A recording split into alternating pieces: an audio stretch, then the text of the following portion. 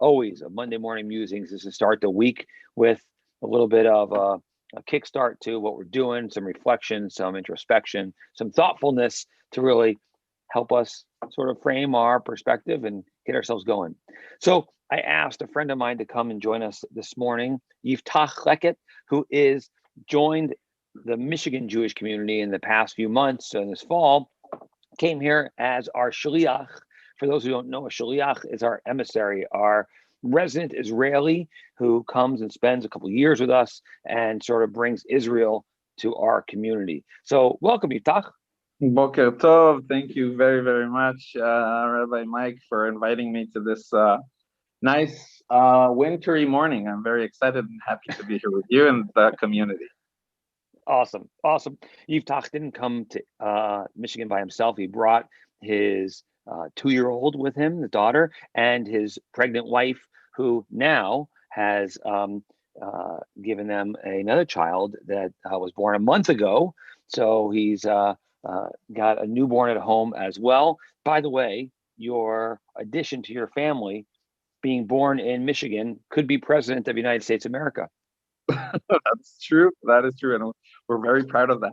Well, yeah, as you said, we came here like in the crossroad of so many things in our personal life and in American life and in the community life. So it's challenging for sure, but very I don't know, for us very meaningful. You know, the politic issues, winter, having a newborn baby, COVID, all that is just, historical point of time for us, for sure. Yeah, no doubt, no doubt. So talk about what is the idea behind being a shliach. Why is this something that is good for our community, and what you want to be able to do here? Okay. Thanks. So, first of all, I'll say I am a son of shlichim. So I'm like kind of second generation. My father was a shaliach of the Jewish agency in the 80s in Los Angeles, California.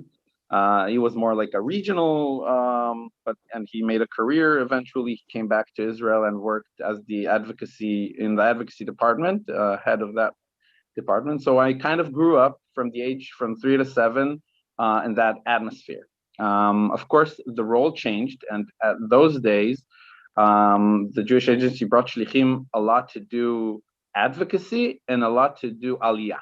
That was like the main issues. These days, a shaliach, an emissary, is really a communal emissary.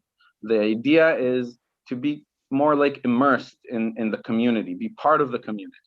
I'm not like this alienated figure that needs to come bring these ideas and or propaganda or whatever you would call it. For me, the first and foremost important thing is to have my family just part of the community, celebrate the festivities, the happiness, be with when it's sad and difficult, and really just be part. On the second layer of that, I sit within federation building and structure, and the Israel and Overseas Department, and I try to facilitate, initiate, invent any kind of Israel connection that the community can have. It's an educational position. My background is education, but it's also like an infrastructure, creating partnerships. Oh, and here's my daughter Ella, just to say hello. Woohoo! Oh, hi Ella. Boker Tov. Boker Tov. Lily, don't interfere. Ima, yeah, these days that's how it goes. Still in pajamas. Yes, it does. So I create programs that can serve any, like, from individuals to schools to congregations. And for example, I would say maybe about our partnership. The biggest partnership we have for today, which I hope will expand, is with the Shinshinim program. So we have these two amazing Shinshinim, Yuval and I. I'm sure a lot of people know them. and I'm co-supervising them. That's my role. And they really, again, immerse in the community, immerse in the congregations and the schools and with wherever teens are, and just bring Israel to the hearts, to the minds, to the souls. Yeah, that's kind of where what I'm doing, kind of in the role position. Yeah. And folks should know most of our congregation haven't met our Shin Shanim since we're not in person, but our school has been. In this fall, they were with us at high school on Sunday nights with Shoresh, on Sunday mornings in person, helping out and doing, a Milat Hayom, a Hebrew word of the day, and fun Israeli programming and stuff too. So these are 18, 19-year-old kids who, instead of going right to the military, graduating high school last year, came and are doing a year. Shin Shanim is a year of service for Israel, to bring Israel a little more to the States. And that's why they're here. So it's the second year our community has been a part of the Shin Shanim program. And we're blessed to have, again, some great young man and young woman who are a part of what we're doing at Temple Shir Shalom. So it's really awesome. What's been most exciting for you? I mean, like you said, you jumped into this, whirlwind of different expectations of a different world from, I'm sure from when you accepted responsibility last spring to, getting here in the fall. What's been most exciting that you've been able to do so far? Well, the truth is that the most exciting thing is the community. Since we've got here, we got so much support because people understand, we're not in the easiest situation. And for me, the most exciting thing is the learning of how you don't really get the sense of community in Israel at the same level. So that kind of, understanding is something I, first of all, really want to bring back to Israel more. My wife comes from a kibbutz originally. I think that's the kind of the only place in Israel you can get that sense of community. So people are calling us, helping us, bringing food, just, and a lot of emotional and practical support as well. I think for me, that's the most exciting part. And in my role in my job, I think so. I'm really right now starting to create more and more programs. For example, an election program that I would be happy to invite any of the people from the congregation to come. I did like a program about 25 years for the anniversary of assassination of Yitzhak Rabin, which was a small program for Federation staff. But slowly, when I understand that I have, the ability to create these spaces for people to come, learn, express themselves, come and be attached or enhance their connection to the Israeli society, that really motivates me. And again, the Shin Shinim, I really believe in that program. Next year we're going to have 4 Shin Shinim, which is going to double our or expand our outreach, and I'm very excited about that too. So basically about everything, I think. Wasn't that? It's good. That's good. And that election program, I believe you and Rabbi Daniel are working on together and bringing that to the congregation in a few weeks. I think he had mentioned that. So we'll make sure we broadcast that to everyone so you know when that is, because it is interesting. In March, there's going to be a 4th election right? Yeah, in Israel. And hey, are you able? I think I know the answer to the question, but others wouldn't be. How do you vote in an Israeli election right now? Yeah, so I am as a official, I'm not a representative, but an official worker or from Israel, from Jewish Agency. I can go to Chicago. We'll have to do a road trip to Chicago and vote there. Yeah, we're gonna actually vote before the real elections, 10 days before the real elections. It's gonna be the first time we're out of the house here with little Gilly, which is 1 month old, as you said. It's gonna be an experience by itself. That's awesome. That's awesome. So tell us a little bit. Let's get to know Yiftach a little bit. You said your wife comes from a kibbutz. Where where do you come from, your history in Israel, and coming here now.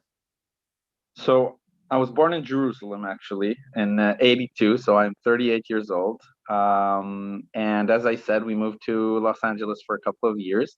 Most of my young years, I grew up in a place called Maccabim. I don't know if people know it. It's between Tel Aviv and Jerusalem. A really nice communal place by itself. I finished high school there, and I was recruited to the Army. I went to Flight Academy, and I finished Flight Academy as a fighter pilot. So in the next 16 years, that's what I've mostly been doing. I was an operational pilot and also a commander and flight instructor eventually in flight course. I retired that, well, of course, continued doing reserves once a week until just arriving here. And then I decided that I felt that in the Army, people are important because they serve a mission. And for me, the people were the mission. So being a commander was actually like my first real educational role in that sense. And I felt I want to do it in a more deeper manner. So I went to do my bachelor's degree in education, democratic education. And I started working in a high school. And in the last almost 10 years, that's what I've been doing, teaching, educating. And I was also an executive principal in a high school in Tel Aviv, a very nice, homely, small high school for mostly youth at risk, and which I miss very much. My students made me this. Photos of us, so they go with me wherever I am. And I really kind of, the decision of coming here was again kind of the crossroads between wanting to continue working in education but still building a wider skill set, trying to come out of our comfort zone in a different environment, culture, and having this experience with as a family. So I can also come back and hopefully in the future continue and be a leader in education in Israel. Okay, imagine being a high school student and your teacher is an Air Force fighter pilot. You better not screw up. Let's just say, it's like, so what was the coolest plane you get to fly? F-16. That was my F-16I. Wow. Yeah. That's pretty wicked. and you oh wow, that's awesome. That's really awesome. We have to talk more about that. Maybe we'll do a whole nother session just about being a fighter pilot and flying those planes. And I think the commander experience even more so as well, and the responsibility there that Israelis have, and the leadership that occurs with that too, which is so important, that I think transcends so much of what you're able to do in life, right? And what you bring to into our community now too. So really, really special. How long is your commitment here in Michigan? Is it 2 years? It's 2 or 3. It depends. Like, well, we hope to be 3. That's our hope. If everything goes good. Nice. Well, I hope we also get to travel and we use our connections back and forth between here and Israel. As you well know, not just Temple Shir Shalom, the Detroit community has such a strong connection to Israel, not just our partnership region, but traveling there often. I mean, I've was supposed to be in Israel 3 times in this past year during the pandemic, and has not, none of that has occurred. Obviously, it's all been delayed, and God willing, we're going to get there in time, but that's an important thing. And when we have a shaliach, it always is great preparing for our trips with you here with us on the ground, and overlapping that way. And I want to say, first of all, I'm very excited for everybody to come to Israel. But I want to kind of say also from my standpoint, I am not, in this official distance sitting in the office in Federation kind of position. Everybody in the community can reach out to me for any reason. If you want to organize a program, give me a call. You want a recommendation of a book? give me a call. You want to just ask me of a good place to go in Israel in your next trip? Give me a call. I really want to, people can reach out to me whenever and for whatever reason. Wonderful. I appreciate that. That's, I think, a real important mission of being a shaliach, and our previous shalicha of Nina, I know did that so well. You follow in great footsteps there. When my son was getting ready to go to Israel and I was trying to figure out how to get his student visa, she was a resource, Exactly. and right, and helped in that as well. So really important. So you heard it here. Detroit is basically a kibbutz. We're being led now by an Israeli fighter pilot who flies F-16s, and he is available for us at our beck and call whenever we need, especially connected to Israel. All great things. And Yiftach will be coming back to Temple Shir Shalom remotely with a program about the election and Rabbi Daniel in the next few weeks. So we'll make sure we tell you all about that. Hey, you'll see Yiftach is tagged in my post on Facebook. So Facebook's an easy way to connect with him as well. And but he does have an office at Federation, but of course everything in our world's remote, so that's the best way to start connecting. We look forward to having you at Temple. You were there with us at the road rally, the Hanukkah road rally, celebrating, helping us light our giant Chanukiah, and we have more of those fun things on the I horizon love too. what you're doing. I have to say, I love what you're doing with the community. It's awesome. I've been with the teens also with the team program. I love it. You're doing such a great job. Thank you. Well, I really I appreciate your work and the good stuff you're doing too, because I can't imagine jumping into this job, new world, let alone jumping into it in the midst of pandemic, right? And still going in 100% with arriving with a wife who was pregnant and a 2-year-old, and beginning life here too. So Yasher Koach, such respect that you're doing this and doing it well, and well, listen, Mazel Tov on your new arrival as well, to your wife too, and look forward to celebrating and being with you guys as a family in person in the near future. So, me too. Well, that's wonderful. Speaking of Israel, of course, a couple things on the Shir Shalom calendar just to watch. Tomorrow night is our second month of our Master Speaker Series at 8 o'clock tomorrow night with the professors Wiggins talking about Shakespeare, connections within the Merchant of Venice, and a little bit of maybe what's Jewish in there or not. And then on Thursday, we're returning to Israel with our friend Benny Levin and Rabbi Daniel, touring and talking about the 6-Day War, 67, and what happened at that time, which I'm sure Yiftach has many thoughts on, having studied that as a pilot too. So with that, I wish everyone a good, safe week. As my guest last week said to us all, stay positive and test negative, but please drive carefully, be careful out there with all the snow we're getting, and bundle up as well if you have to go out. Take care, everyone. Have a